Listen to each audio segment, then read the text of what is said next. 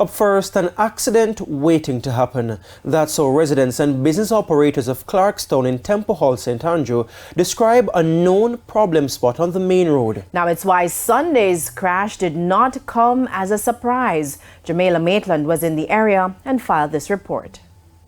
It was hard not to miss the broken glass and headlights, as well as the damaged license plate that marked the deadly spot where 5 young men were killed Sunday night on the Temple Hall main road. Amongst the wreckage were visibly shaken family members, crying and consoling each other. 5 of them, Now, there was not a dry eye on scene as families revisited the crash site to try and determine what could have happened to their loved ones.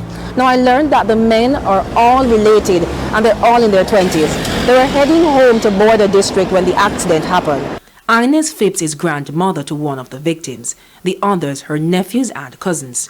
In between short, sharp breaths, she tried to speak with us. Jesus have mercy. Jesus Christ.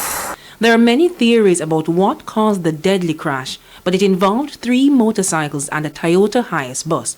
The driver is the lone survivor. Dr. Carla Dunbar, who lives close by, says it was a horrifying scene. Yes, he was still inside the van, but as we went around, my daughter was trying to communicate with the person breathing, praying. My daughter was praying and saying, you know, if you can hear me, just acknowledge Jesus and stuff like that.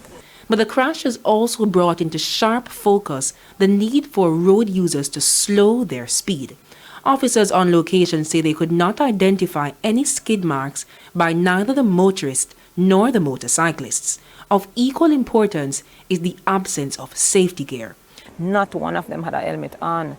You know, I mean, everybody around here seemed to have a bike. I mean, all of the young guys, you know, it's their way of the mode of transport, and especially coming from up the hill, Tavern, Border, that side, they have bikes. That's their way of transportation, you know, but they are not properly equipped. I don't wear helmet, you know, bad man. But on a serious note, you know, I don't hide and tell you, I don't wear helmet, you know. And because I can't take the animosity with the cops them between me and you still. I used to wear helmet. More and more I make a side glance to me if I turn on the whole of me head. So by the time I turn on the whole of me head, vehicle all come and them look at things there. So I tell us it have an advantage and a disadvantage. A friend of the victims, he explains passing the crash site Monday morning has been difficult. But the community is also blaming the crash on one other thing: poor road condition. This is the problem. This is the main key of the problem. This needs to fix. If it wasn't this, it wasn't be an accident right here, sir. It's always been a main danger where it concerns the water and everything. You see me? Though them fix the water part now, so them need to just fix the road. Jamaica Maitland for TVJ News.